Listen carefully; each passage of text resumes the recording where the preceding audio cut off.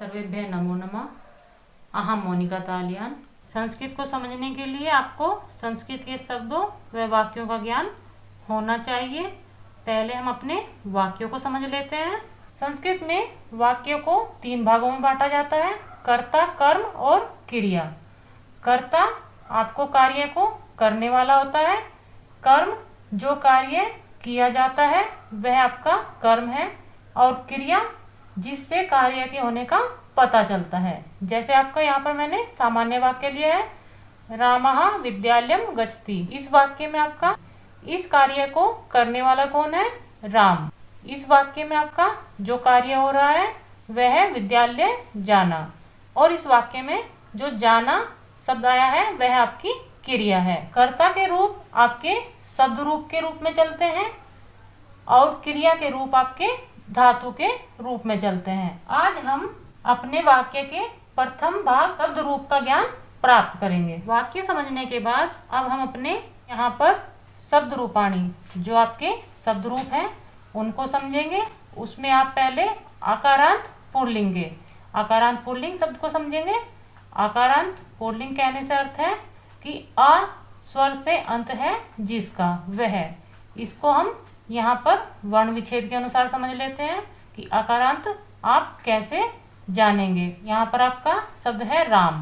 राम का यदि हम वर्ण विच्छेद करेंगे तो आप उसमें देखेंगे अ स्वर आपका अंत में आया है, तो राम को आप आकारांत कहेंगे। रमा का यदि आप वर्ण विच्छेद करते हैं तो अंतिम वर्ण आपका आ है, तो रमा के जब आप शब्द रूप सीखेंगे तो वह आपके आकारांत शब्द रूप होंगे। शब्द रूप में हम राम आकारांत पुल्लिंग शब्द के शब्द रूप देखेंगे। यहाँ पर आपकी विभक्तियां दी हुई है। यहाँ आपके एकवचन, द्विवचन और बहुवचन दिए हुए हैं। अब आप अपने राम आकारांत पुल्लिंग शब्द देख लीजिए।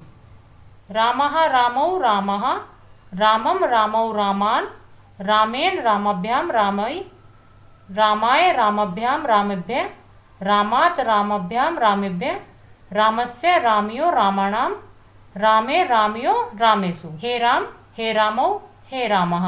यदि यह आपको याद करने के लिए कहा जाए तो आपको बहुत ही कठिन लगेंगे, लेकिन जिस तरह से हम आज अपने आकारांत पुल्लिंग शब्द याद करना सीखेंगे उससे आप बहुत ही आसानी से अपने शब्द रूप याद कर पाएंगे। हम अपने शब्द रूपों को एकवचन, द्विवचन, बहुवचन के रूप में एक साथ नहीं पढ़ेंगे।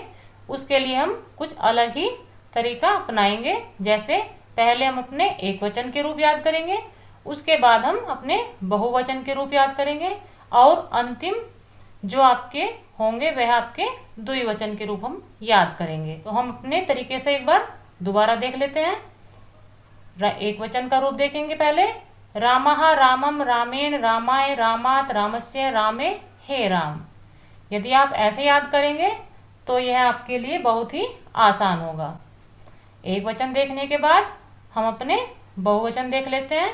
रामः रामान रामई रामेभ्यः रामेभ्यः रामाणाम रामेषु हे रामः। इसके बाद हम अपने द्विवचन देख लेते हैं। द्विवचन में आप ध्यान देंगे तो आपको केवल 3 ही शब्द याद करने हैं। वह आपके है रामौ, रामौ। ये दोनों आपके एक समान है प्रथम और द्वितीय विभक्ति में। तृतीय, चतुर्थी और पंचमी विभक्ति के शब्द आपके एक समान है, रामभ्याम रामभ्याम रामभ्याम।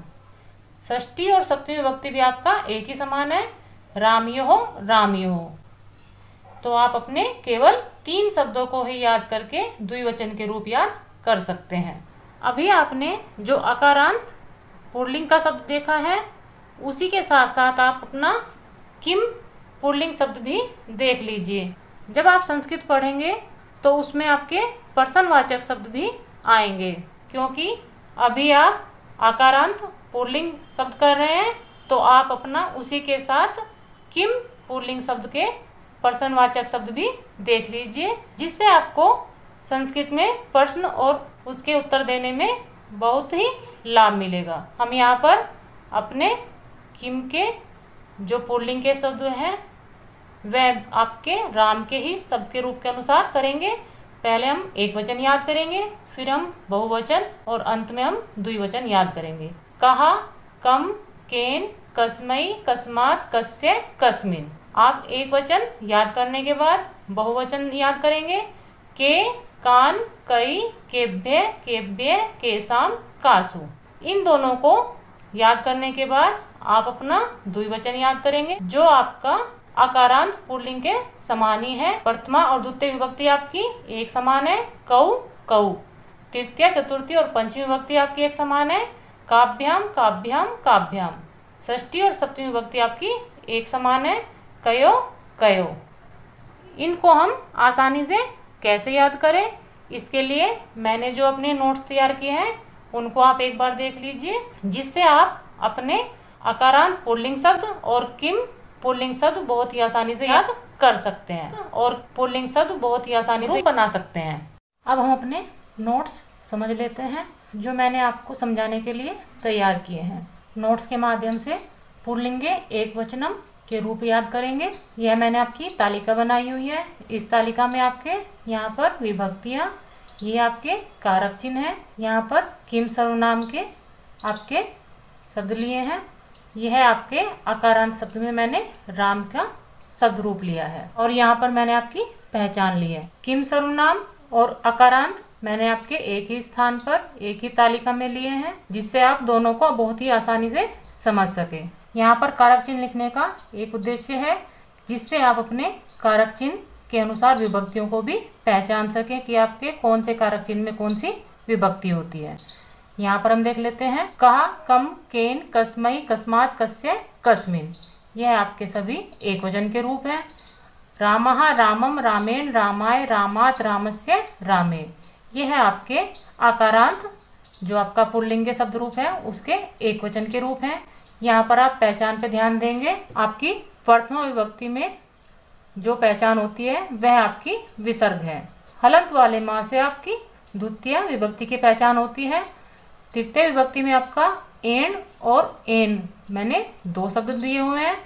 एन जो आपका प्रयोग होगा वह आपका जिस शब्द में रा ध्वनि आपको सुनाई देगी उसके साथ प्रयोग होगा। यदि आपके शब्दों में रा की ध्वनि नहीं है, जैसे आपका शब्द बनता है बालक, बालक में आपके रा की ध्वनि नहीं है तो आप उसके साथ एन का प्रयोग करेंगे।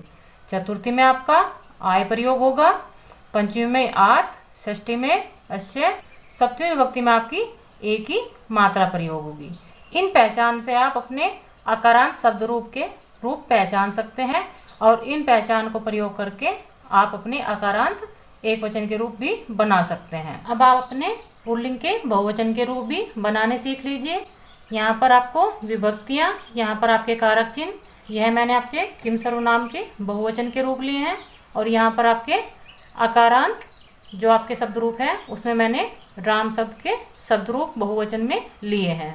यह आपकी पहचान है जिससे आप पहचान सकते हैं कि आपके आकारांत पुल्लिंग में बहुवचन में कैसे रूप बनते हैं। तो हम इनको देख लेते हैं। किम के सर्वनाम के बहुवचन के रूप है आपके के, कान, कई, केभ्य, केभ्य, केसाम, केसु। यह आपके किम सर्वनाम के बहुवचन के रूप है। यहाँ पर आपके आकारांत पुल्लिंगे बहुवचन के रूप हैं। रामः, रामाण, रामई, रामेभ्य, रामेभ्य, रामाणाम, रामेषु।